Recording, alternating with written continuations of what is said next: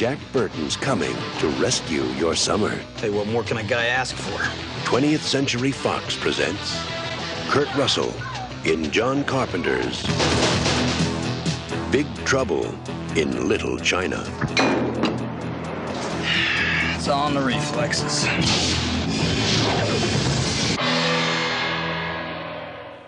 Welcome to the latest episode of the podcast that wouldn't die. I'm your host, Kevin. With me, as always, is Aaron.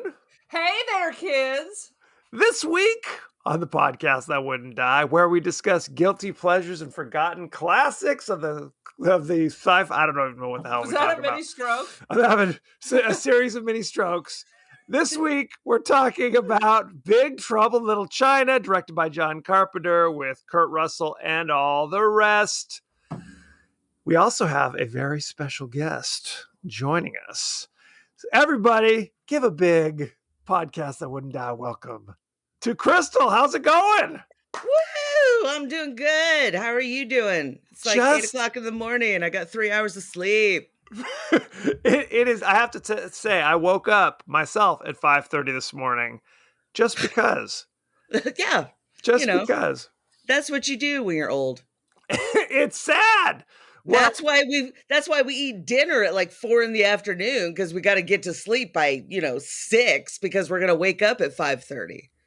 It's a sad situation. That is a rule my son follows. On days that he cooks, I'll come home at like 4 o'clock and dinner will already be cold. I'm like, what the hell? What the hell? I want to come home to a hot meal, damn it. That's right. I'm making homemade pizza. I got fresh mozzarella. I come home to a fry pan with a desiccated single hot dog sitting in its own excrement, I guess. You're like Ricky Ricardo coming home from a hard day at the club. Hey, Lucy! These hot doggies cold. That's right. Good Lord. Followed by just Spanish expletives for the next 5 minutes. Pretty much. So, Aaron, before we started recording, you were talking about, David Bowie? What's going on? Oh, yeah, I was going to go see, Hello, Darling, the Palm Springs show. Yep. Then I bumped that to Sunday because this was 20 minutes earlier and I'm old. So I can't be going to 7:40 movies. No. I already drank a cup of coffee because at 3 o'clock I had a beer and a half. So I roll in there. It is a psychedelic freak out. It's not like a linear documentary. It's just like, it's one of those things where they take his voice from 1,000 interviews and distill it into like his thought process, his ideas, his life. But it is a visual freak out. At first I was not really digging it. And then I really dug it. But I think you're supposed to be on mushrooms because that's very popular now again. That's all micro dose or macro dose. Whatever. And then Or go both. see, or both, a little bit of column A and B. It is a visual sensation. I walked out of there like feeling inspired, but I think that if I was on any kind of hallucinogenic, it may have been a religious experience. Hell yeah. Now, let me throw this out there to you. I love Bowie as well. However, David Bowie, sellout. What? Boom! Let me explain what I mean. If you Modern love, right? Modern love. Basically, if you look at Bowie from the 70s, then compare him to Bowie of the 80s, then compare him to Bowie of the 90s. It's not just the music reflects the time. It's also like his style and his fashion.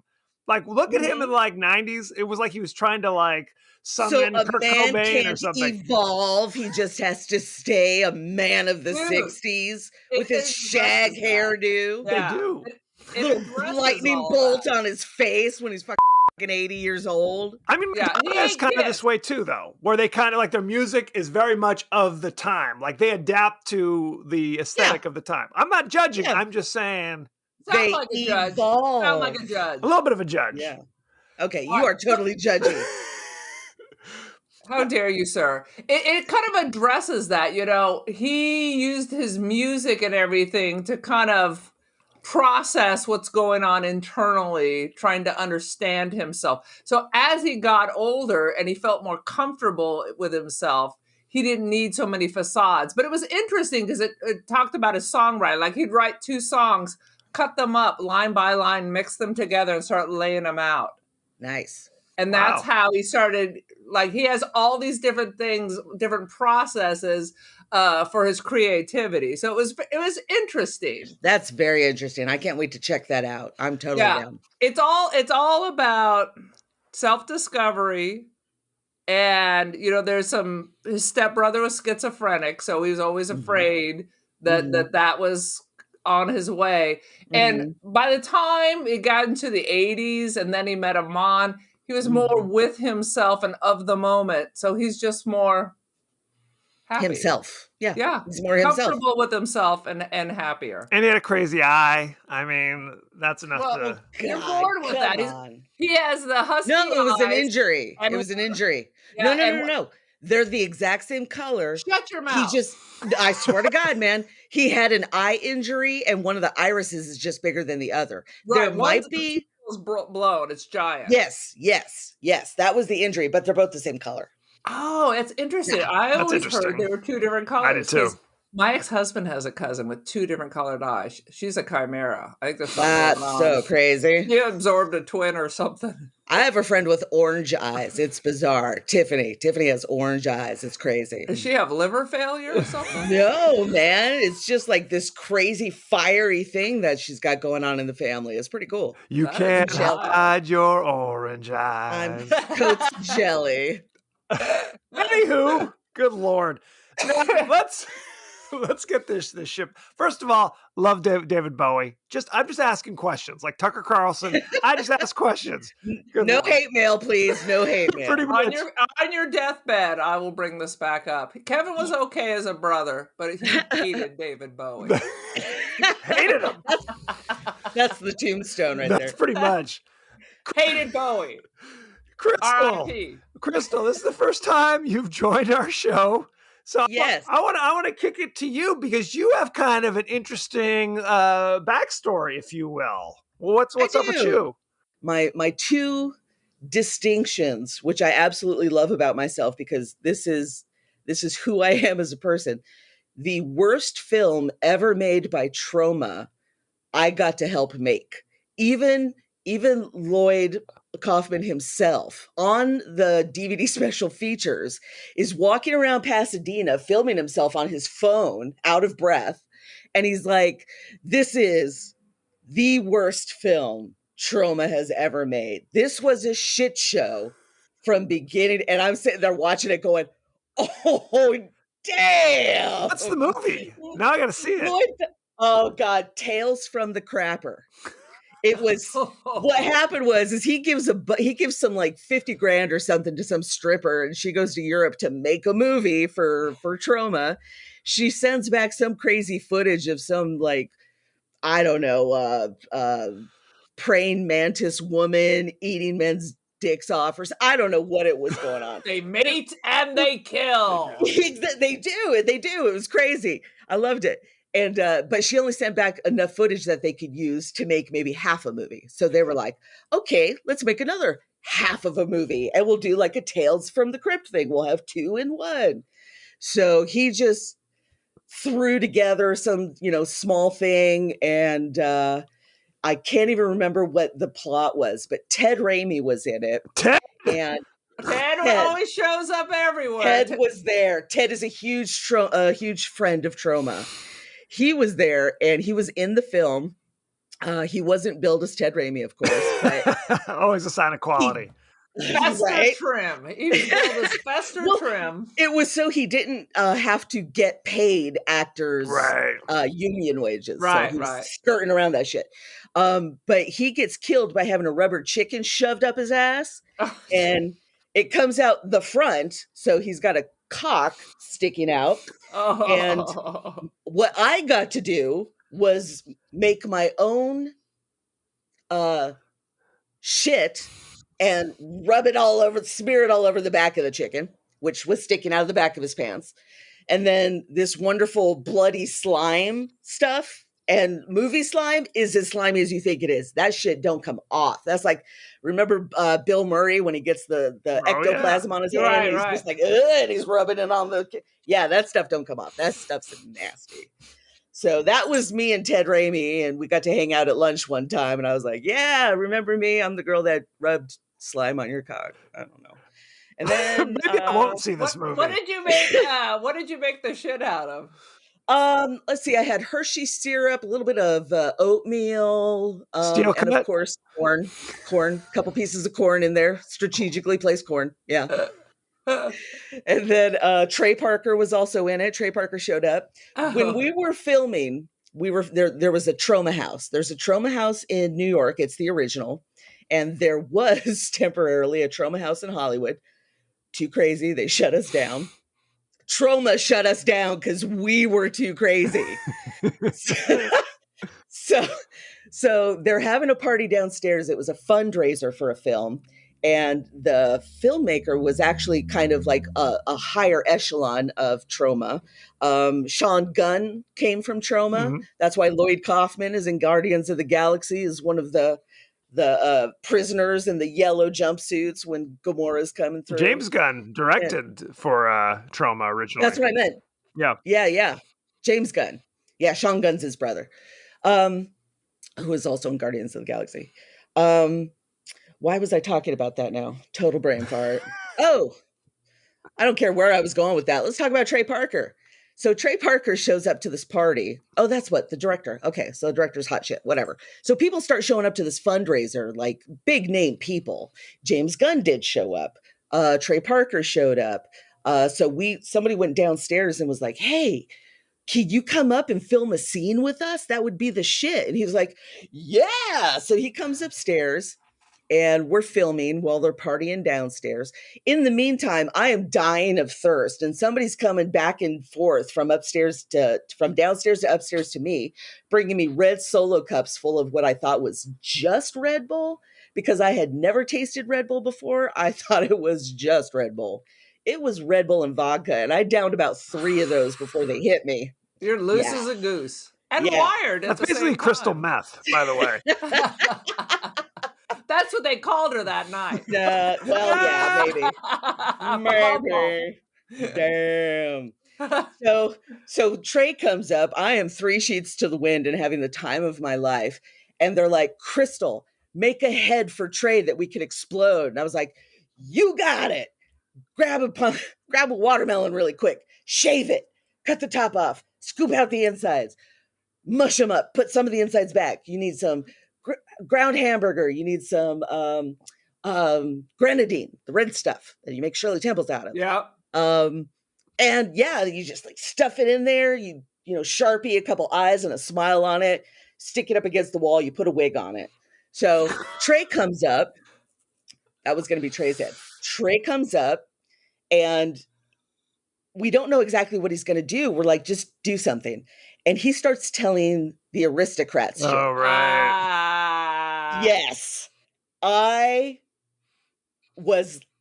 It was orgasmic. Not to the orgasmo thing is for real. Like, these guys can just look at you and you just like nerd out all in your pants.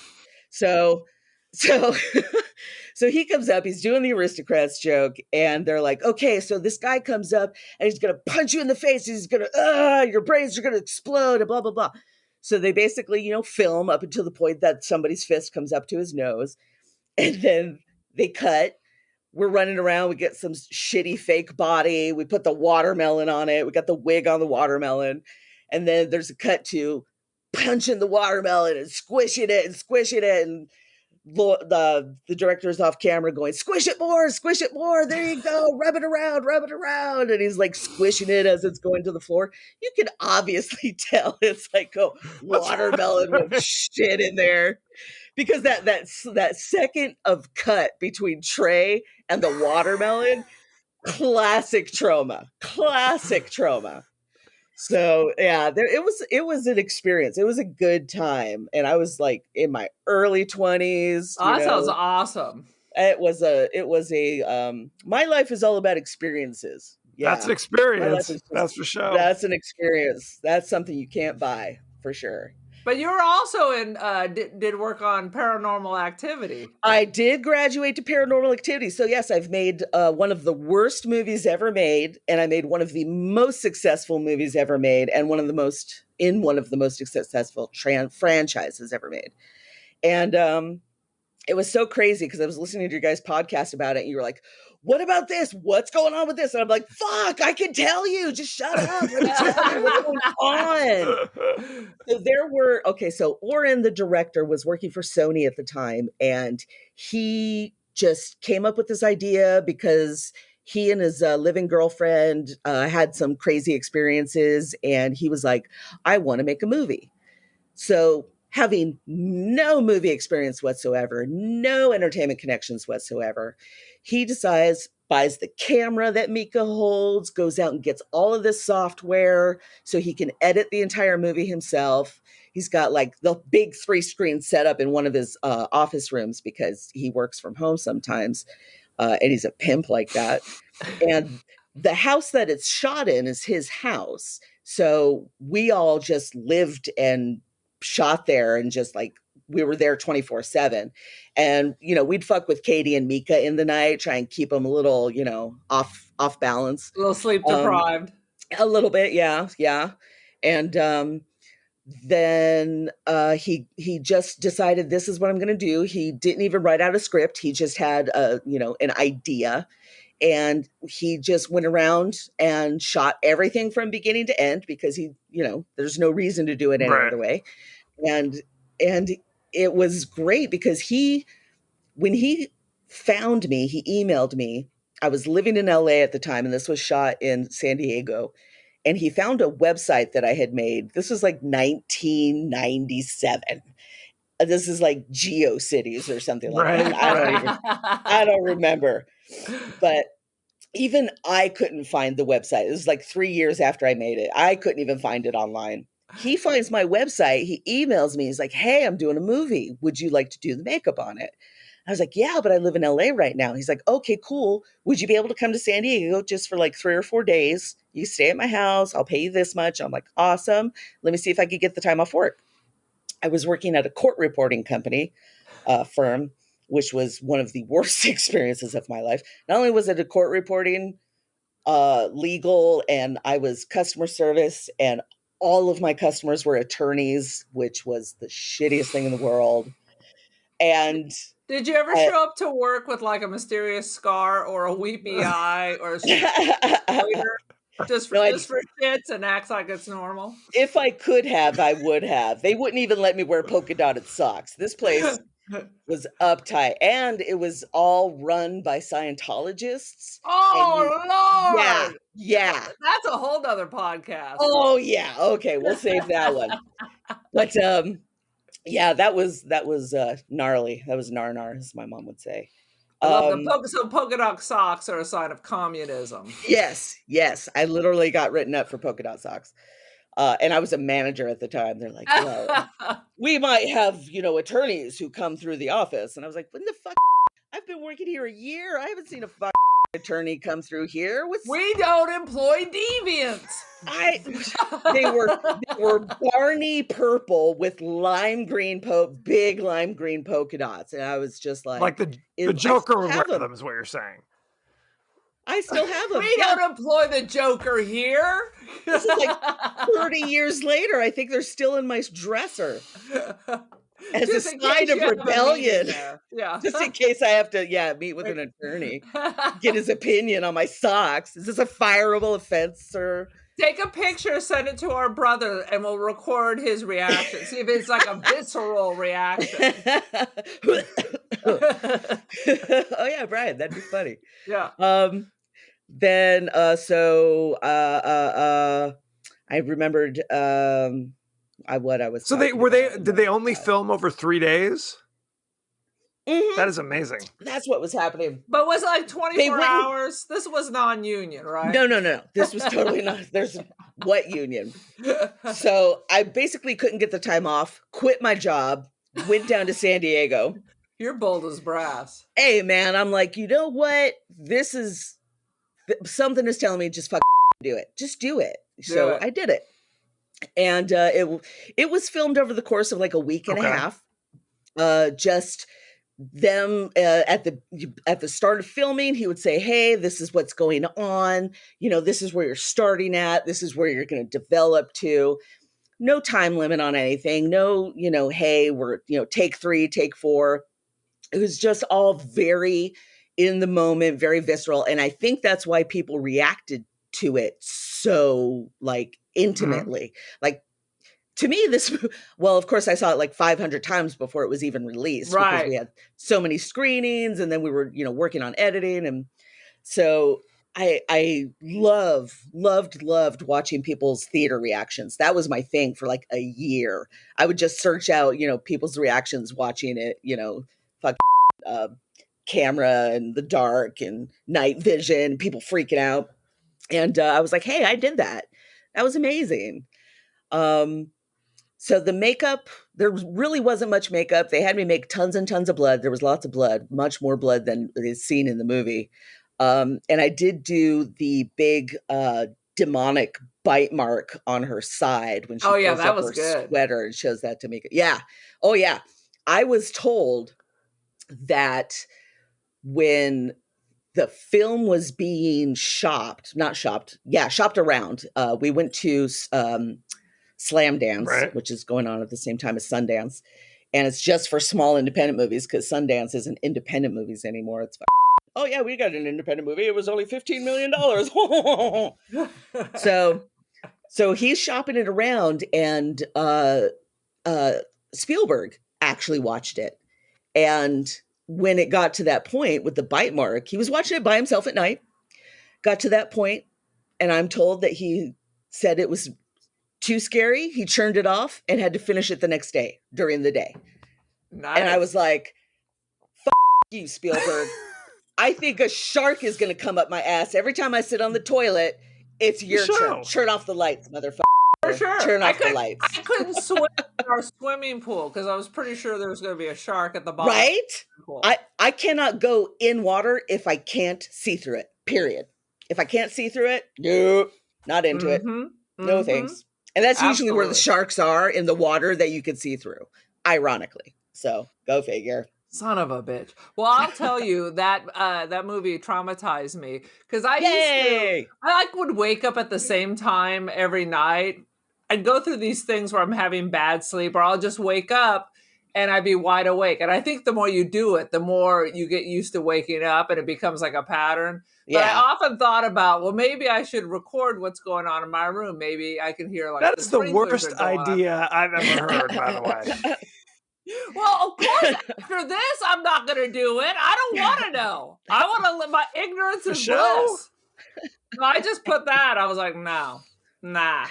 Yeah, it was good. It was good. The last thing I'll mention is in the alternate endings on the DVD, it actually shows the only other makeup that I did in the film, which was a prop, which was an effects prop. And it was a knife that she slits her throat with. She just walks up to the camera, slits her throat in front of it, blood squirts out, runs down her neck, and she falls in front of the camera. And this knife, I made it a faux leather for the handle, put inside of it like a tube, a lip gloss tube, filled that with blood, put a little tubing in there that went up the back of the knife, and the knife blade was made out of wood, spray painted stainless steel.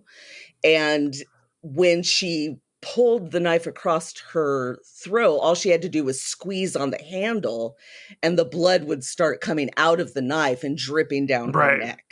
And I was so proud of that.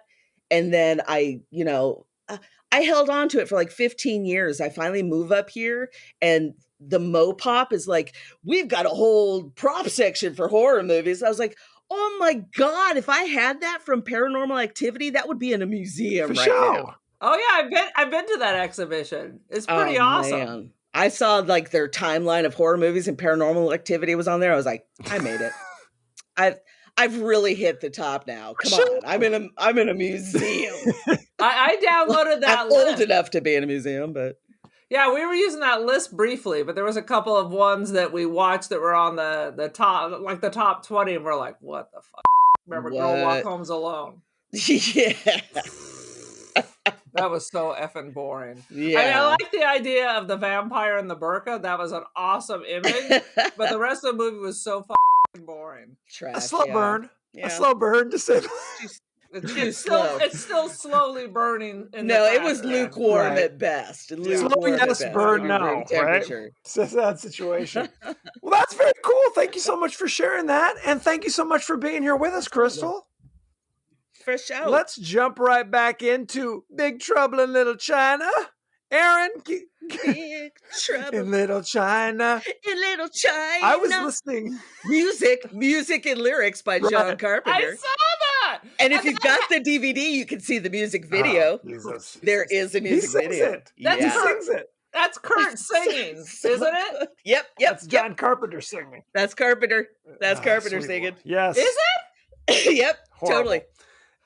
Give us All right, your it's great. 30-second I love him. synopsis, Aaron. All right, here we go. So, if Humphrey Bogart was a Californian surfer doing the dialogue for this, truck driver going through Chinatown to deliver a load, uncovers San Francisco Chinatown hijinks, long dead wizards, Kim Cattrall and green-eyed women will save your soul. All works out in the end. Very good. Not racist. Not racist. I think that we have to underline that. It's really because in the 80s. I think it's actually very pro-Asian American. That's I really right. think that movie was a breakthrough for Asian American actors because that is like everybody except Kurt Russell and Kim Cattrall in that movie. Asian Absolutely. And you have to say, in the 80s, they didn't give a damn about just casual racism. Like the heroes would be casually racist. Now, Not this Yes. movie. That was all part of the fun No. of the 80s. this was like the highlight of like this was the era of kung fu and everybody was into it and Bruce Lee and everything was getting hot. So yeah, people were they were able to make more opportunities for themselves just by, showing the world their heritage. It's and their culture. dynamite. And Kurt Russell was Dynamite. dynamite in this. He has Kurt some of the Russell. great throwaway lines. Can we just agree that Kurt Russell is one of the greatest actors of his generation? I would say Agreed. my generation, but I'm a little bit younger, thank God. I mean, greatest actor? Yeah. I mean, he's, Come on, man. Captain Come Wrong. on. Captain Think Wrong. of him. Come on. Think of him in Soldier. Think of him in Soldier, and then think of him in Captain Ron. Come on, He- there's some he can do This isn't diversity. anything. Robert De He Niro can we're do talking anything. about or somebody. Okay. I love Kurt Russell, but I mean, he's very good. I enjoy him. The computer wore tennis shoes. That was Need deep. I say all more? right? That touched me. Exactly. It was electrifying. I say De Niro is always De Niro, That's which is usually bullshit. good. But De Niro's great Bullshit. being De Niro. He's great and he tailors his jobs for That the is De not Niro. true at all. True Kurt about Russell, Pacino. superhero. Pacino as well. Pesci as well. Yeah. They're Pesci's great, different. but they play Oh, themselves. sweet Jesus. You guys have all lost your mind. You're out of your mind. Anywho, Okay, we're having a Godfather Exactly. episode next week. do you guys remember the first time that you saw Big Trouble in Little China? Aaron, let me start with you. Oh, I think I'm sure it was on TV because Yep. I don't think I would have seen this in the theater. I would have thought it was stupid. Yeah, what about you, Crystal? I'm pretty sure I saw it on VHS. That's something my mom would definitely have rented for me. I know. I mean, literally, this was the era where we would just record. It would be like the ABC Saturday night movie on, whatever, or Sunday. Channel Totally. 5. So we would just record shit straight off the TV. So there were multiple movies in our Oh, video yeah. collection where it was literally just commercials, and all the bad words were cut out. I remember we watched Trading Places recently with my mom, and my parents were shocked when Don Amici's dropping N-bombs. Well, We only saw this on NBC. We didn't know that this was coming. Yeah. Did they freak at Jamie Lee Curtis's bountiful breasts? I know. Oh yeah, did. you forget about that too. I could never forget about that. But it's the same thing with this movie. And what's funny about this movie is there really isn't that much, but there were a couple lines that were cut out. Like, I don't remember him ever saying "son of a bitch must pay," because that was cut out. Yes, Really? they wouldn't even play that on regular TV. Now, That's funny. That's right. The 80s were so twisted. that's how we do. What can I say? It's how so we do. twisted. I loved Let's it. jump right into the highlights. So, what do you guys got? What are some favorite scenes from Big Trouble in Little China? Who wants to go first? Aaron, you go first. I wrote down a line at the beginning that was hysterical. Never drive faster. I never drive faster than I can see. Those are words. And like I told my third wife, I says, honey, it's all in the reflexes. They ask you if I paid my dues. I say yes. The check is in the mail. Was he the prototypical podcaster where he's just on his CB, just talking to no He one? was on it. He was the first. He was the first of us. He Yes. was the first podcaster. Beautiful. Oh no, this is the dialogue and the action. I literally wrote down, Kurt Russell is a treasure. He is a goddamn national treasure. National treasure. No question. Where's his Medal of Freedom? Give it to Goddamn him. Biden. Where's his Kennedy honors, God damn it? That's Kennedy on it. Exactly. Right up there with Julie Andrews or somebody. No, the scene. My favorites have to be pretty much every fight scene, because in every fight scene, you can see that the actual hero of this movie is his co-star, and he is the sidekick. He gets knocked out. He's useless. Oh my God, he gets his foot stuck somewhere. He can't jump in the fight. He can't get his, oh man, it's just hysterical because he's playing such a tough guy and he just can't get it together at all for anything. Not even with Kim Cattrall. He just can't get it together in this Wang movie. Chi is the star of the movie. Wang Chi is the star of the movie. I mean, Correct. he's kicking ass all over the place. He's tiny like a pixie. Oh, he's sweet.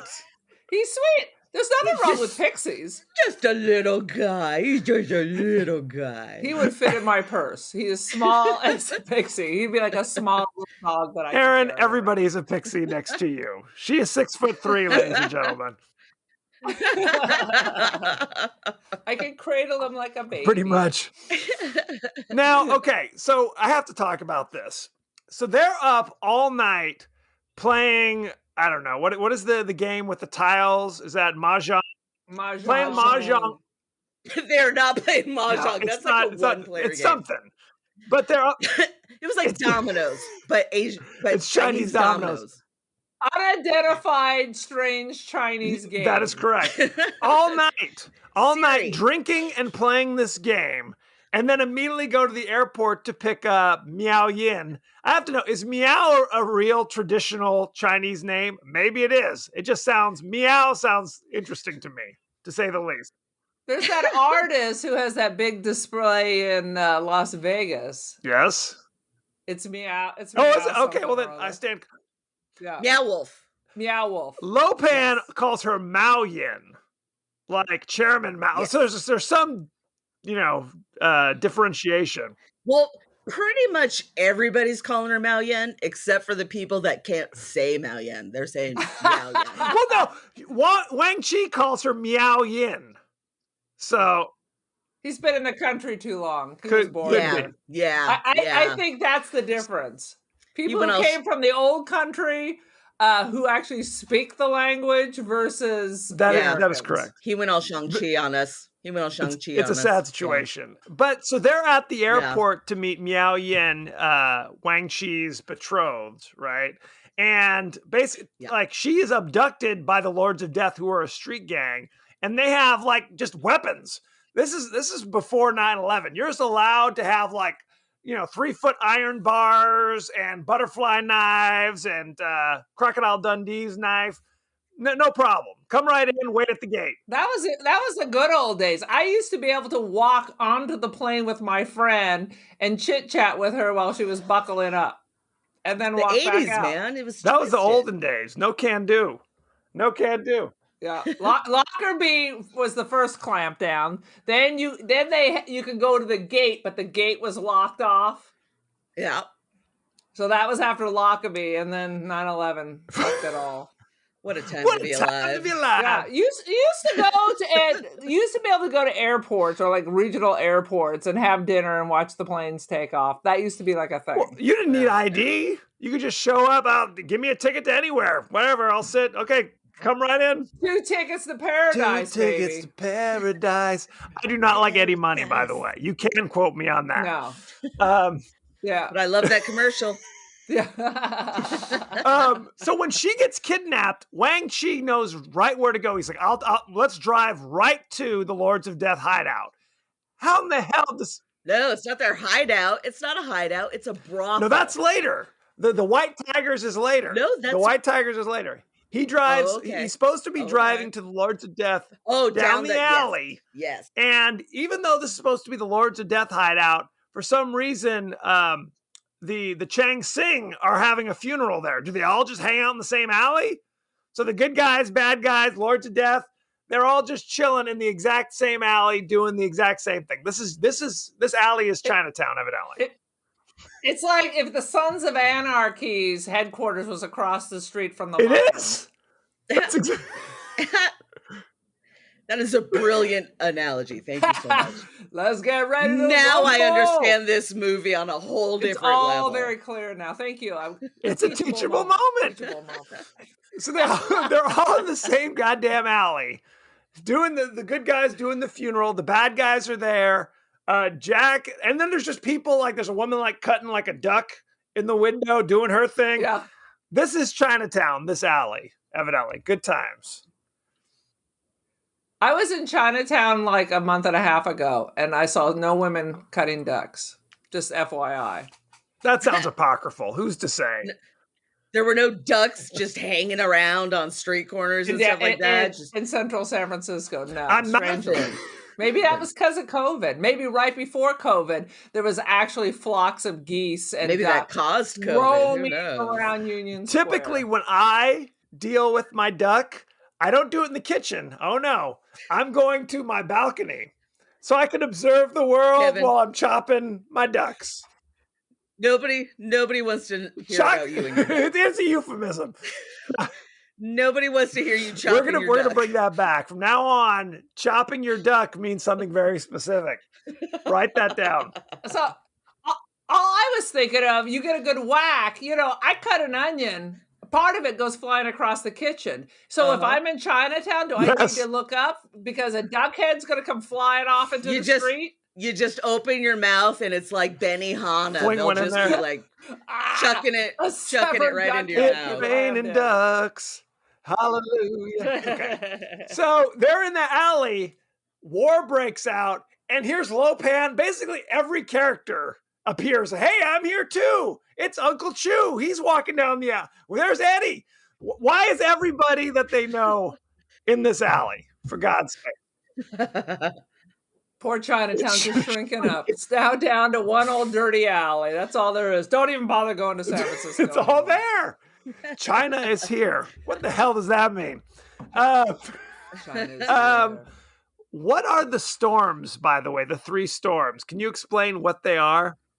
yeah, they're mortal. They're characters from Mortal Kombat. That's what they Yeah. are. Lightning, I can't rain, bel- and thunder. Right. I kept waiting Can for they do that move where they pull your spine out. I was waiting for that. Oh hell yeah, that would have been amazing. Remember That's that, some Living Dead 3 action. Well, too, right that there. they're That was a special move. You had to push something Yeah. 25 times and hit Right. this other button, and it would reach out and rip your spine That's out. correct. him. that inspired Mortal Kombat came out like 5 years later, but the look was inspired. Yes, Yeah, yes. yeah. They ripped it off because Yeah. I thought it was the other way around. Can we just take a moment and think about this movie and say how Ta-da. inspired and genius John Carpenter was to come up with this movie. You have this white guy running through Chinatown with, like you said, sorcerers. And now we've got 3 storms and we've got, I'm just like, come on, man. This movie, it's got everything. It is dynamite. This is the number 2 John Carpenter movie. I agree with you. Full tilt boogie. So what's number 1? Halloween. The Thing. Oh! What? I hate The Thing. What? She hates The Thing. Oh no, you okay? I hate the melted crayon dogs. I hate all of that. I am gone. How do I shut the window? How do I end the podcast? What do I? Crystal, you're a makeup artist. The creature is just melted crayons under a heat lamp. No, right? man, those were inspired art right there. Those are I agree. Sculptures. Those are, oh man. Yeah. Rob Bottin, that was one of his first big makeup films, and he nailed it. Yeah, there's melted crowns, there's latex, there's bubble gum, there's everything, and he made it work. It's gorgeous. That head sliding off, Crystal. Uh-oh. I also hate the werewolf in American Werewolf in London. I found it very distracting and ridiculous. I was saving that pearl in my purse so I could bring it out later. Right. It's hard to do a podcast in these in this situation, Crystal. I'm going to be honest with you. This is like discussing Trump with your family. Stunned silence. You just said you're a Trump supporter to me. You might as well. We'd rather you'd say that, Aaron. I would much rather you be a Trump supporter than hate. I would rather you die alone than ever say that to me again. Wah, wah. I'm just happy no one said Prince of Darkness was their number 1 John Carpenter movie. I'm not even sure if I saw that all the way through. What about vampires? Oh, yeah, we did. Oh, sweet Jesus. Vampires. That's right, Padre. With them. Come on. That movie's a classic. That's my number 3 Carpenter film. Number 3. Halloween might be number 4. Okay. Moving on with our lives. No, I love Big Trouble in Little China. I think it's probably 3rd on my list after the 2 movies you guys mentioned, if I was being honest. Okay. What's your number 1 Carpenter film? I think this is a perfect film. I agree. What's funny is, and we're going to talk about this more in behind the scenes, not a hit. No. Not a hit at all. Not in the theater. It became a cult film after the fact. It blew up on video. It went Boondock Saints on video. Well, and that's true for The Thing as well. It's like Kurt Russell's career, honestly, in the 80s was kind of in the crapper. It was hit or miss. It was a lot of misses. A lot of misses, but right. If he was the headliner, the film did not do well in the box office. Sadly. And is this because he's recovering, trying to bridge Disney films? Is that part of it? No, this was way later than Disney. Later than Disney. You're talking like late 60s, early 70s is the computer wears tennis shoes crapola. This is... He was making questionable choices on movies that critics wouldn't like. Right. And moviegoers wouldn't understand. But the kids my age who weren't able to just like maybe go to the theater alone or something loved it, and it became a cult favorite because it is that good. But it just came out at a time in the 80s when everybody was dumping all over movies, and Kurt Russell was making fun choices with movies we love, no question, but it was just not, they were ahead of their time. I mean, and I'm not gonna lie, I like Tango and Cash. Okay. Kurt Russell is so funny in Tango. I mean, because it's, Stallone does Stallone things, which you like or dislike, but Kurt Russell is just, he brings that good Kurt Russell energy, even in Tango and Cash. He's a treasure, like we said. He's a damn treasure. He is a damn treasure. Kurt, if you're listening, big fan. I know this is off topic, but while I was watching this, he was giving me Ash vibes. I'm like, we need to pair Jack and Ash, those 2 characters together. But about 20 years Oh, ago, I would agree with you. man. They're a little long in the tooth these days. It's a sad situation. It happens to all of us. So no, If it had been in the They're day. similar characters, though. Oh, They are. definitely. they are. Dragon Where it's that Ocean. kind of bizarre confidence, despite the evidence to the contrary, is what it is. And just crazy one-liners. Crazy one-liners. Oh no, I put Jack Burton's one-liners in this movie with anybody's. I mean, they are dynamite. They are Yeah. so good. But you're right. He is a bumbling buffoon. He is. But He's you love constantly him. screwing But around. you love him. But you love him. Absolutely. No question. Highlights. What other highlights do we got? I thought there was an amazing number of people in wheelchairs in scenes. I At one wrote that point, we down. were up to like 3 or 4 Very people. all in- inclusive. Very inclusive. There were so many goddamn wheelchairs. I'm like, is this a medical supply plant? I mean, what's happening? I was hoping that they could have had some kind of ninja wheelchair action. Like you're rolling up to each other and you're trying to do some kind of karate chop that way. What not? Flying wheelchairs and with a somersault. Oh, okay, this is part 2. Writes itself. Oh, right? my God. It writes itself. You need to rough this out and send it to Carpenter right now. No question. Lopan's still rocking it. He's been in every movie since the dawn of time. He may have expired, but if he's not, we need to bring him back. Oh, he's dynamite. He's that. But there's that question. It's just like, is it easier to tie me to a wheelchair versus just a regular ass chair? Do you just have a few extras laying around? It's like, we got to use them somehow. They're like, I don't want to pick her up. We'll just scoot her. I didn't see any chairs. I just saw the wheelchairs. We only use wheelchairs in Yeah. the.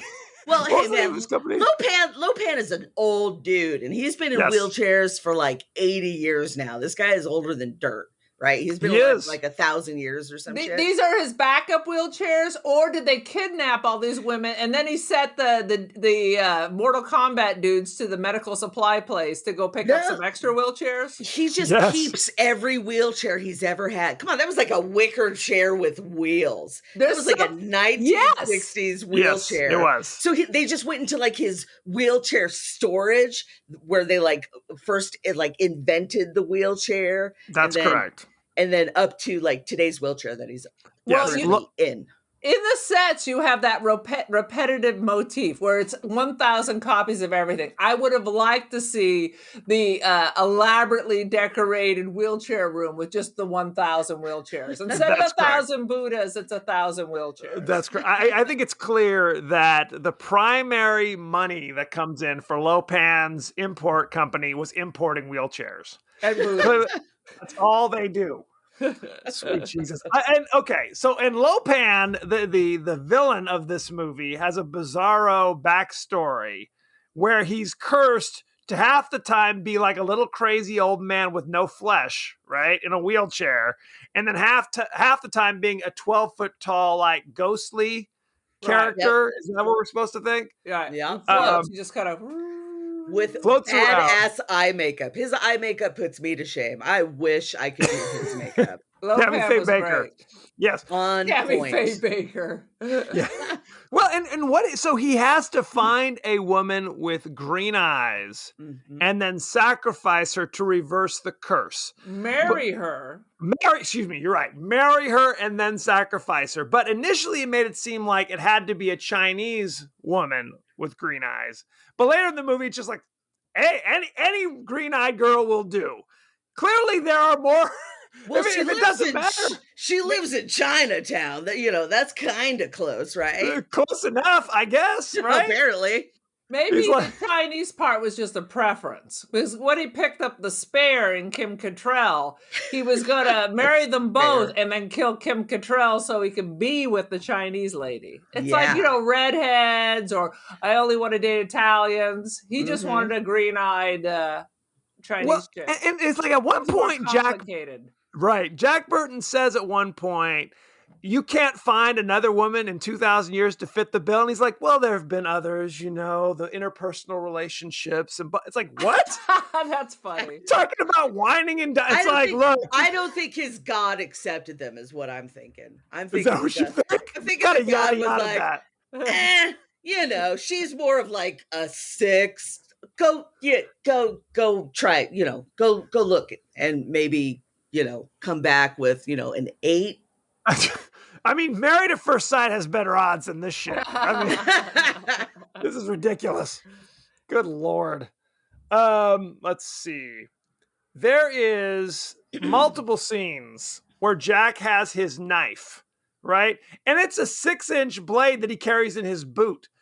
Why in the hell is he? I mean, does he just live in a crappy neighborhood? Why does he have a knife that he just carries with him? It's not like a Swiss Army knife. It is like a knife. Yep. That's a concealed weapon. Go Well, ahead. That things were looser back in the old days. For truck drivers. Not sheathed. So is it slowly carving at his ankle or what? That seems like it'd be really uncomfortable, especially as a truck driver because you're flexing that foot. Is it just slowly just stabbing himself? Yes. Takes off his boot. It's just filled with blood. Yes, it's a bloody water balloon by the end of the day. It's a sad situation. I like how this movie, it kind of is a decade and a half late in the sense that in the 70s, we were big in Kung Fu. Yeah. In the 70s, we were all into CB radios and truck driver lifestyles for some reason. Yeah. You know Big what I mean? Man, this here's a rubber duck, and I'm about to put the hammer down. I still tell my class I'm going to put the hammer down in about 2 minutes. Chopping some duck. I usually clear the room when it's time to chop some duck. Usually. No questions. Now it means all sorts of things. It does. It's a sad situation. I can clear the room chopping the duck. That's exactly. If I want to clear the room, I chop the duck. Good Lord. So they go to get Miao Yin and they can't find her, and then she's taken to the White Tiger, which is the brothel, they say for a quick sale. But I thought the Lords of Death kidnapped her specifically to give to Lopan, right? So why are they dropping her off at the White Tiger for a quick sale for who? See these questions I'm asking. California, all the about the Lords of trafficking. Death. No. Yeah. The Lords of Death sold her to the brothel. So the Lords of Death are gone now. They got their money. They're out. They're out of the picture. But they said that the Lords of Death are the errand boys for the Wing Kong, who I thought were associated. No. But they're at all the ceremonies and shit. All the Wing Kong are chilling there waiting. Like they work for Lopan. They're like hired thugs. Okay. Moving on. We may never know the answers to these questions, ladies and gentlemen. True. Sweet Jesus. What else you guys got? Oh, I just like the way Lopan floated. He just, always found that so creepy when you see these people. It was good. Floating through the walls. I mean, the production value of this is amazing. The sets are beautiful. Oh, This just flows. You don't have to like Kung Fu to like this movie. You don't have to like John Carpenter to like this movie. This movie is just bang. Well, and we have to talk about John Carpenter because people... You guys hearing a weird noise? Yeah, like an airplane. Yeah, that's going over my house right now. That's how loud it is. That's Lopan entering from the back. That's what I'm saying. Is that the Wing Kong? Not That's the Wing Kong. That's me chopping some duck. Okay, moving on. Chopping duck. That's how we segue now. No question. People think of John Carpenter as like the master of the macabre, but he really does a lot of different types of genres. Yeah, it's not one thing that he does over and over. He's not like Wes Craven. Wes Craven, it's always kind of horror, some variation of that theme. Carpenter does all sorts of stuff. There's a new Pinhead movie coming out. Speaking of Wes Craven, yeah. Wes Craven's not affiliated with that. On that note, I forgot what I was saying. God damn it. This happens to the best of us. I forgot notebook yesterday in class. Oh no. The book with the paper. What's the book with the paper? This is a direct quote from me yesterday. The book. We're all having mini strokes right now. Good Lord. We're old. We are old, but it's like you have, I mean, he did like Dark Star, which is kind of a science fiction comedy. He did Assault on Precinct 13, which is an action film. That's what I was going Escape- to ask. What genre is Big Trouble in Little China? It's an action film. I think it's an action comedy. Yeah. I think it's an action comedy sci-fi. Well, we're doing it on this show, which would suggest, because there are monsters and ghosts and things like that. That's all the loophole we needed Yeah. to do it on this Sci-fi, show. fantasy, kind of It's horror. Raiders with of the eyeball, Lost Ark with monsters and comedy. which is also That's correct. science fiction, if I Which- may that's say, true. about Raiders of the Lost Ark. If religion is science fiction, then for sure. I'm just moving on. That's back to the Scientology for our next episode. Pretty much. Pretty much. But yo, I got- it's go ahead, Crystal. Go I for was it. just going to say, I got a couple of bloopers or a couple of Hit me. Let's do it. goofs in the film. If anybody notices when they're going through the sewers, Jack takes off his overshirt and for the rest of the movie is in the classic tank top that you can still buy. I'm sure Love they have it. it on Amazon. And wife beater? samurai. The Yes. samurai. Yes. And later on in the movie, at the end of the movie, he has that shirt. He's wearing that shirt.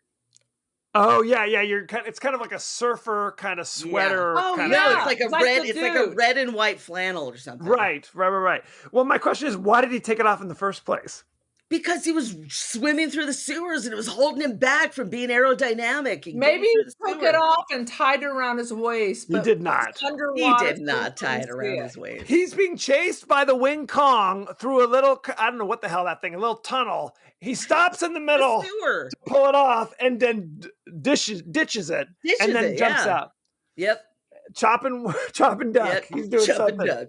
Oh, and Good Lord. speaking of wheelchairs, 20 minutes ago, you Please. can actually see the wires that are holding the wheelchair from falling. You can see the wires holding up the wheelchair. Oh my How God. about just not have a bottomless pit? Then you don't have to worry about the wires. Sweet Lord, poor Kurt Russell. He made it work. He made it work. He made me believe. He made it work. I'll say this for Jack Burton: when Wang Chi is like, "We have to go rescue," my betrothed.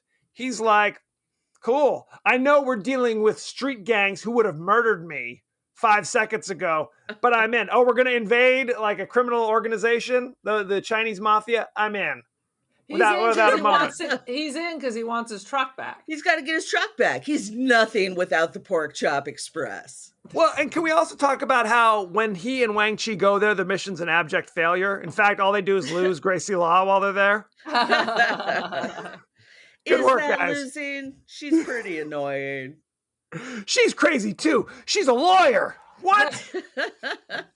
Yeah, it's true. I also like the fact that the security guards let them in very easily. Oh, we're just here to check the lines. Okay, we'll see you guys later. Okay, cool. Deuces. Let me know how that turns out. Okay, I always thought Hey, after Bruce Lee watching- can do it. pretty much. I always thought after watching this movie, Kim Cattrall really needs to have her hair darker. She loves to have the blonde, but I think she looks really cool with the darker hair. It really makes her eyes pop. I'm partial to the blonde. I mean, I'll say this. I watched a movie fairly recently that I had not seen in years, but that I loved as a child and I love now, Mannequin. And that was Kim Never Cattrall, saw it. and she Yes. is dynamite. She is She- dynamite. Kills it in that. Another movie that was made before its time. That was made before its time. No question.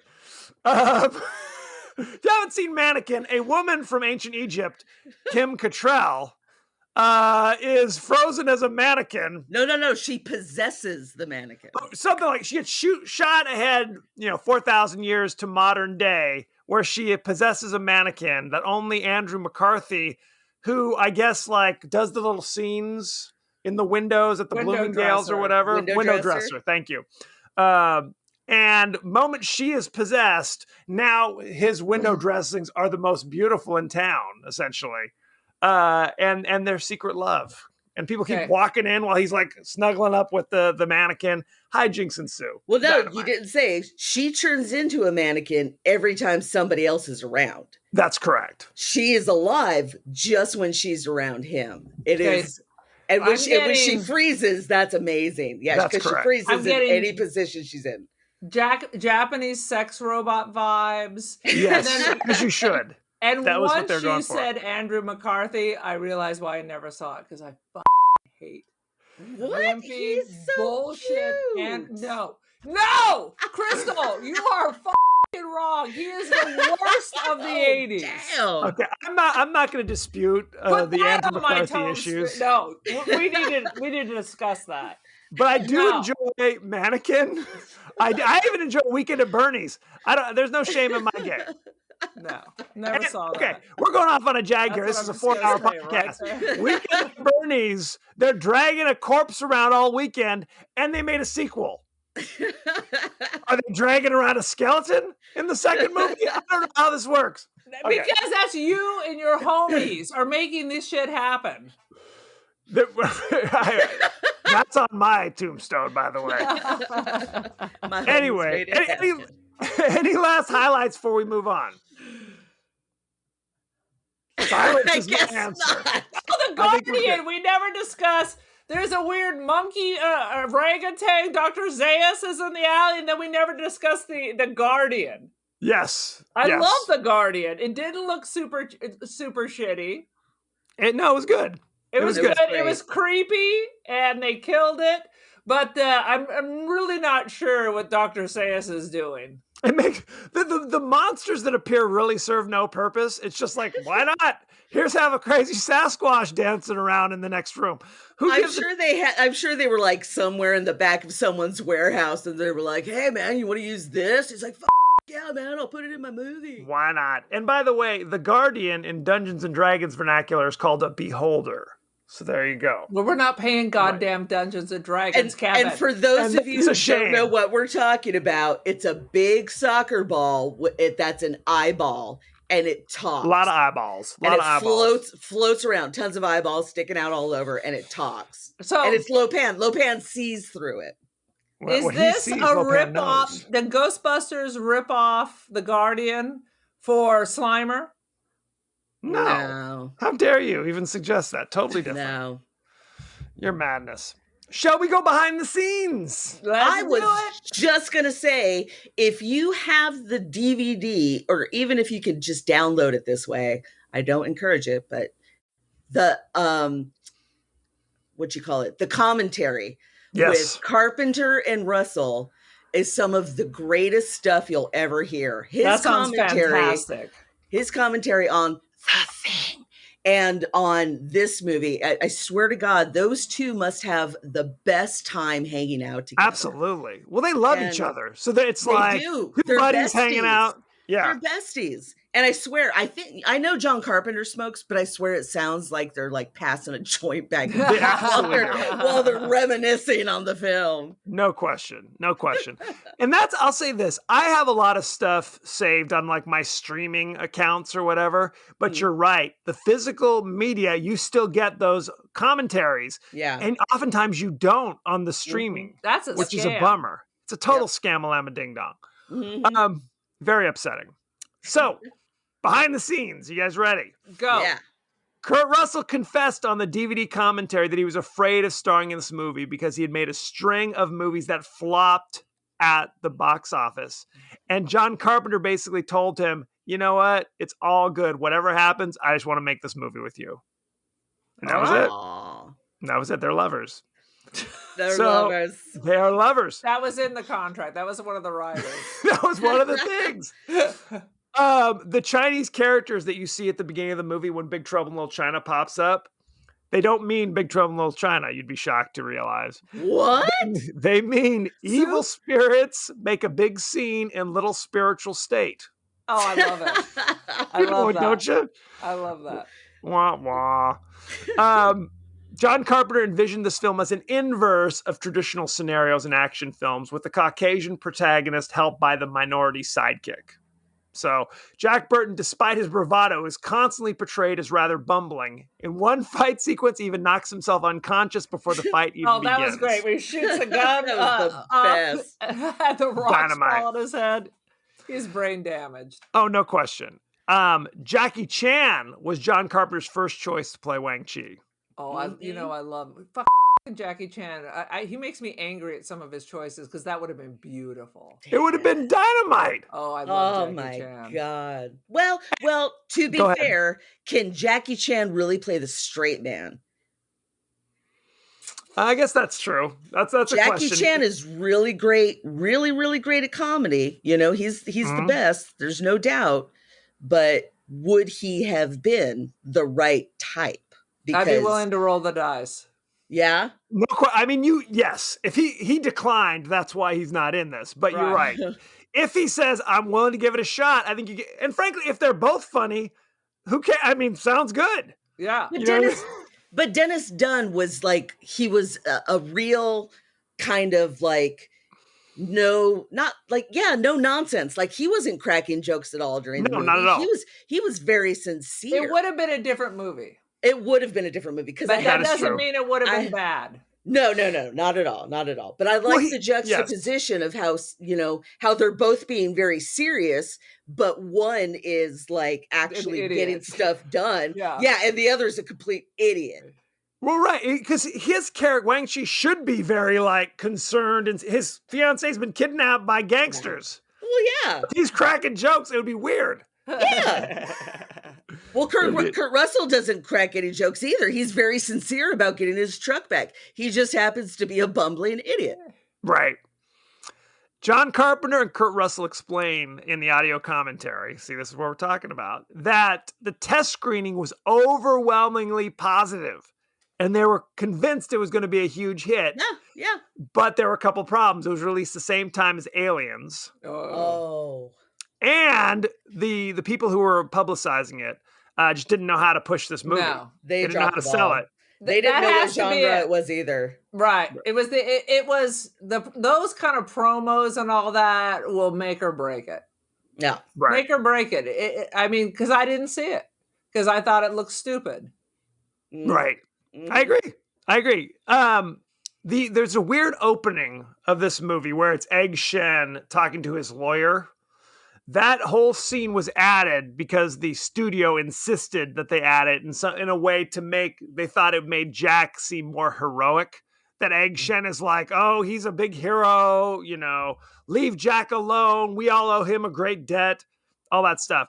That wasn't supposed to be in the movie at all. The movie was supposed to start with Jack wearing his sunglasses, driving in the storm, talking about the Pork Chop Express. I gotta say, I love it that they took the corporate idea on that turn, just because I like the buildup. Like, you're going like, oh, Kurt Russell's gonna kick some ass in this movie. He's a big hero. And then it turns out, no. Although, and I realize this, he's a bumbling oaf the entire movie, but he's the one who kills Lo Pan in the end. Yeah. They did give him that moment. It's all in the reflex. Well, if you notice, the only thing he has is his reflexes. It's all That's reflexes. The only thing he has. He's like the drunken master. Exactly. Exactly.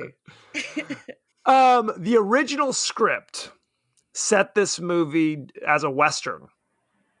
And it takes place in Chinatown as a Western in the 1800s. Wow. And Jack Burton's horse gets stolen. Not his. Yes. Was the horse named Pork Chop Express? It was named Pork Chop Express. These are questions that need to be answered. By the way, do you know why it's called the Pork Chop Express? I just realized this for the first time. He's hauling hogs? He's hauling hogs. Oh, yeah. He pulls up to the wet market in Chinatown and unloads, I guess, the bats and the other things that they serve at the wet market. and then unloads, live pigs. It takes 2 seconds. It's like if you're not watching, you'll miss it. But that's why it's the Pork Chop Express. Oh, that's great. Okay, so they sold the script for this Western, and people read the script. John Carpenter read the script. It's like, this script is nonsense. It's like there's like a kernel of a good idea, but the rest of it blows. So they brought in a guy to basically rewrite it from the beginning. And the guy who rewrote it, W.D. Richter, was the director of Buckaroo Banzai. Oh, hell yeah. That makes so much sense. There you go. Yes. It all comes Yes. together. Hell Aaron yeah. hates Buckaroo Banzai as well. Add that to her No. list. Oh It's my the God. worst. Aaron, are you It's even so related fucking to Kevin at this point? I'm What the the hell? sibling with the good taste. What? Can you experience joy, What? Aaron? Is my question to you. Is that's You're the killing me question. internally. Killing me softly. She must be dead inside if she doesn't like Buckaroo Banzai. That's all I'm going to Clearly. say. Kevin That's all I'm gonna worships that. Might I all I'm suggest gonna say. electroshock treatment? That's all I'm saying. Something. It's Shake it loose. Tay. Tay. Love Shock it. treatment might be on our list. Oh, damn. Pretty much. This was the last studio film that John Carpenter made because this was a flop. So he was like, I'm going to go off and give myself full creative control. And that produced the immortal classic, Prince of Darkness. Wah, wah. Is that the one with the tubes and the jar? The tubes and What? the... That's Reanimator. That's like, that could be like one of them. Which is the one where it's at the church and it's Yes, that is That is That's it. the one. That's Oh. the one. Aaron, we've done it on this show. Dude. I love when we talk about movies that we've discussed and you're acting like, what's it? What? I don't Like, remember. I've never seen that movie. Dude, we have made like 600 movies. It's got to go somewhere. If I can't remember Notebook, I'm not going to remember Prince of Darkness. You basically are living the Notebook, as far as I know. Shall we talk about the cast? Lay it Oh, on me. please. Are you ready? Because I just closed the app. No, So that's good why I'm job. filibustering. That's how I do it. The cast, first of all, we talked about directed by John Carpenter. We talked about Kurt Russell. You know, you got The Thing, you've got Escape from New York, you got Halloween, you got all of these huge, I mean, I would argue iconic films by John Yeah. Carpenter. Oh, Agreed. yeah. Good stuff. Kurt Russell was Jack Burton. Obviously, we know him. He was in The Hateful Eight. He was in Escape from L.A. Why would that be first on IMDb? Sweet Jesus. Executive Bruce Order. Campbell's in it. What Yeah. are these executive decision? These are who? Okay. IMDb ranks the movies based upon, I guess, eyeballs. How many people are like searching for these things? but Based these are on not indicative. jackassery. That's what it's raised on. It's become the new TripAdvisor where it's all bullshit and you have to Click just through ignore whatever. everything. Yeah. Awful. Kim Cattrall played Gracie Law. What the hell is Gracie Law doing here? Everyone You in know- Chinatown knows Gracie Law. Right. Everybody in Chinatown knows Gracie Not just Law. knows her, she lets herself into the back door of their restaurant. Hey, I'm here. So, I guess you're close then. Is that it, Wang Chi? Anyway, I think she lives you- in her van. she must down by the river. You know Kim Cattrall from Sex and the City. She was Samantha. Of You're a real course. Samantha. Has anybody ever said that to you? All the Yes. time. What? You're a Yes. big dirty whore? Yes. That's basically what they're same saying. So thing. Samantha. Same thing. You're a big dirty whore. It was very upsetting. Honestly, it's like when I watched Sex and the City, which wasn't often, I found I always appreciated the Charlotte character much more than I appreciated the Samantha character. Am I crazy? Oh, yes. She was Some would better when argue. she was on You're too Melrose pure, Place. Kevin. That must be it. I don't know. I thought, what's her name? Kristen Davis. I just thought she was so foxy back in the day. That's all it was. Anyway, you also know Kim Cattrall. She was in Porky's, for goodness sake. Oh, She almost yeah. didn't get this role because people thought she was just the Porky's girl. And she was in Police Academy, for goodness sake. She was in Right? she was in so much stuff. It's crazy. She looks great. She's immortal. Maybe, She is maybe this immortal. movie made her immortal. Mm. She was also in Star Trek VI as Lieutenant Valeria. Or Valeria. Are you sure that's not Game of Thrones? What's happening? Something. Let's see. Dennis Dunn played Wang Chi. You remember him from Big Trouble in Little China, Prince of Darkness, Year of the Dragon, and The Last Emperor. I love The Last Emperor. Good stuff. James Hong played David Lopan. You know He's been him in from everything. He's in everything. He is in everything. Black If Widow. if you need an Asian guy, he's your man. Yeah. He is dynamite. Dynamite. Big Trouble in Little China. He's the voice in all the Kung Fu Panda movies of Mr. Ping. Oh, who's the Lord. guy who raised Kung Fu Panda as a child. And there was that touching moment. never I'm had not to really see your that. father, even though I'm a duck or something and you're a panda. Those are important moments. Let's Quick go ahead. thing. Please. Are we going on to James Hong next? I am going on to James. I just did James Hong, by the way. I just Go want to ahead. say, if you're looking on IMDb, if I I'm am. correct, he has over 400 credits to his name as an actor. I will tell you right now, 524 credits. Yep. But that's everything he does. I'm saying just as an actor. And James Hong, Yes. born in Shanghai? Yeah. Yes. No, born in Minneapolis. What? Oh my God, he has the perfect He's an accent. actor, damn it. My He can mind do is blown. Actor. I thought literally came over on a boat or something, man. Nope. You're blowing my fucking mind. Isn't that crazy? Good for him. He's an God American bless. dream. No question. Because even in the 70s, he looked like he was 90. Yeah. That is true. What year was he born? You got your IMDb open. 1823.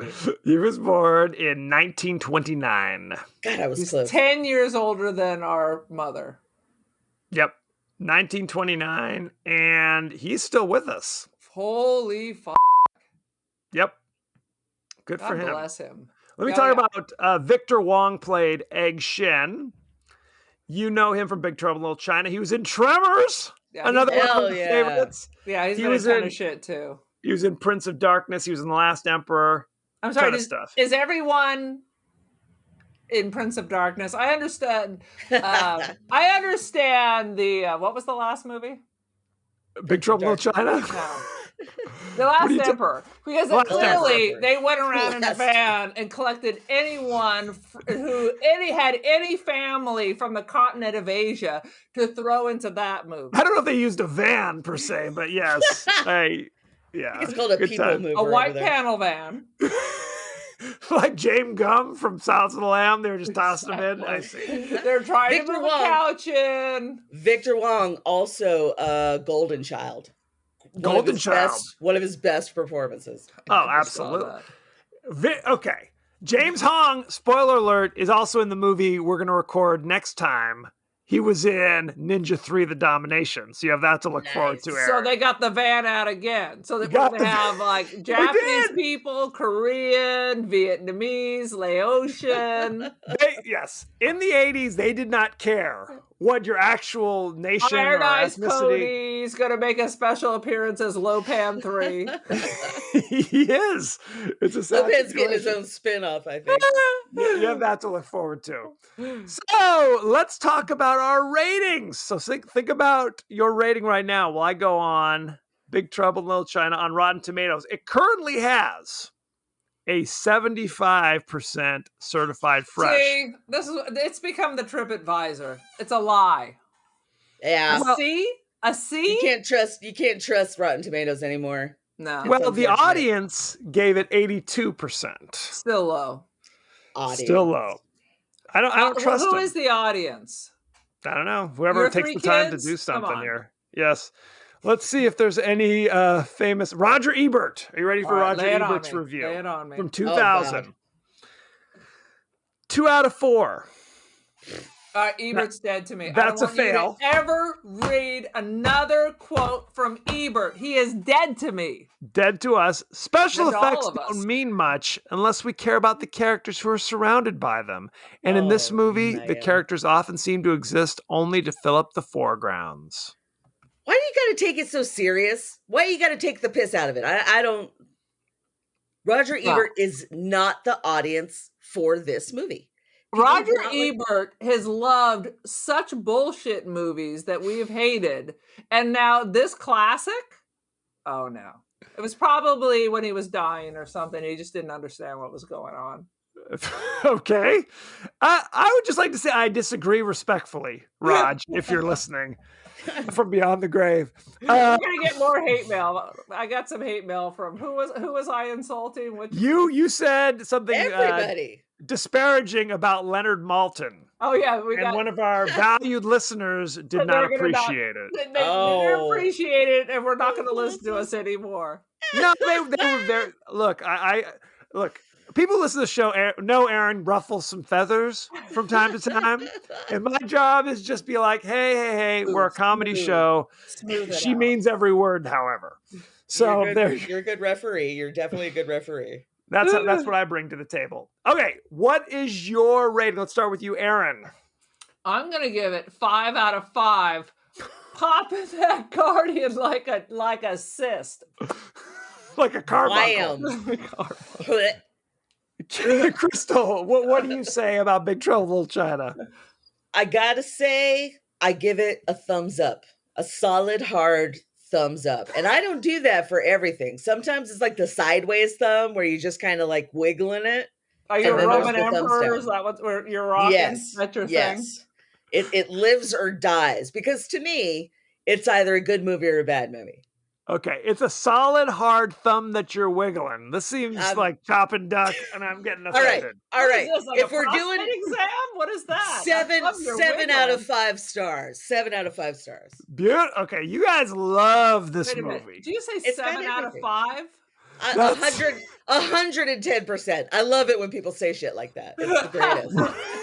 What is 110%? I mean, I'm not good at the math, but the maths. I like this movie. I don't know if I love it quite as much as you guys do. I might say 4 1/4. 4 1/4. Weird weapons that the Storms used. Did you guys know one dude just had like fan blades on his hand? Oh, the had like crazy metal hands that he was like beating people with. That's what I say. Alone should have pushed that score up a little. Yeah, bit that's more. like a 4.5. That should raise it, I think. That's good stuff. I don't understand your rating. Did you have coronavirus while you watched this? Did you have a brain fever and you didn't understand what was really going on? I love it. And distracted. You guys are putting it up there with your Lawrence of Arabia's. Did Kurt Russell hurt you? He hurt me a little bit. I'm not gonna lie. Was it that darn cat or whatever Disney classic? Executive decision. Executive decision. And I finally turned the corner. This is a great movie. It is fun for the whole family. It's really not that. I mean, there's kung fu violence, but there isn't like blood or gore. There's a weird monkey man who some people might find upsetting, but other than that, I think there aren't a whole lot of bad words. There's like no nudity. There's much more bad words in this review of it than in the entire film.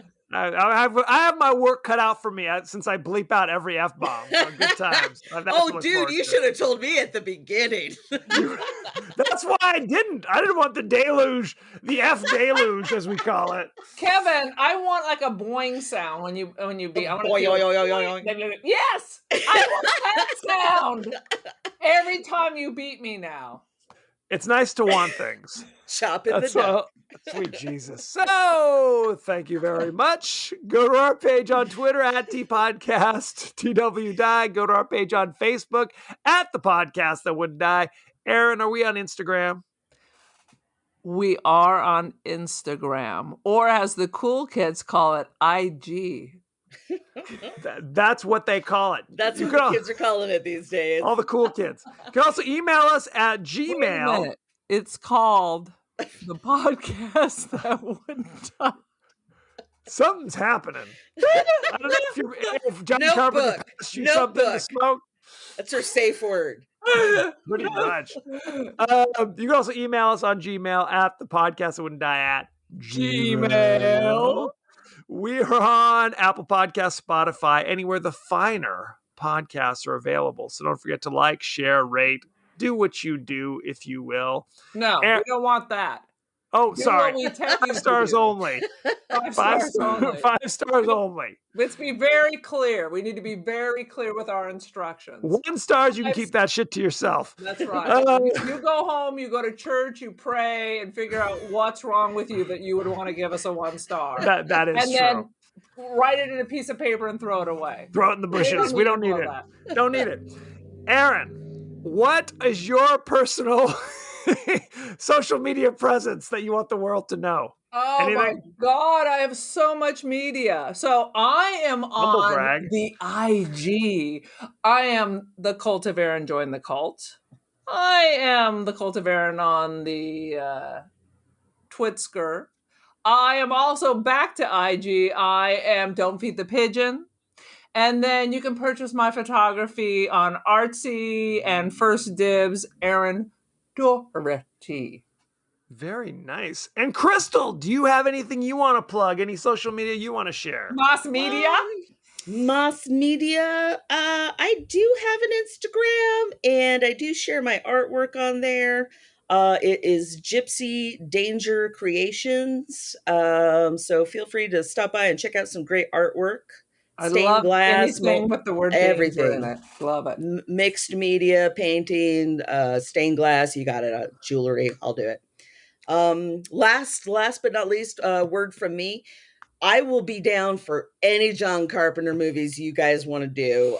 Let's do They Live if you haven't done it, because Already did it. oh damn! All right, Already did it.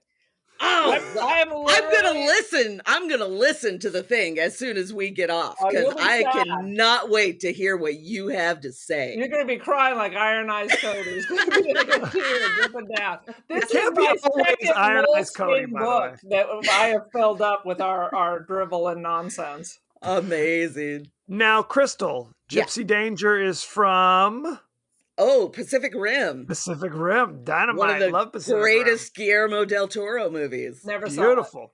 Second one kind of blew, though. I'm not going to lie. No, the second one, it doesn't exist, just like Highlander 2. It's a rumor. Highlander 2, The Quickening. It's a Give rumor. it's a rumor. It's a rumor. I heard a rumor. That's a Bananarama. So, next week, we'll be discussing the horror. We're on this martial arts kick right now. We're doing Ninja 3, The Domination. We is a loose term. Loose, very loose. We, as in the royal we, I'm guessing. I had to tell Aaron what it's about. A aerobics instructor / lineman for the county gets Campbell. possessed by a demon ninja from beyond the grave, and hijinks ensue. You can watch this for free on Amazon Prime, so there's no reason not to watch it. That's all I'm saying. Good times. It'd be a shame if you didn't.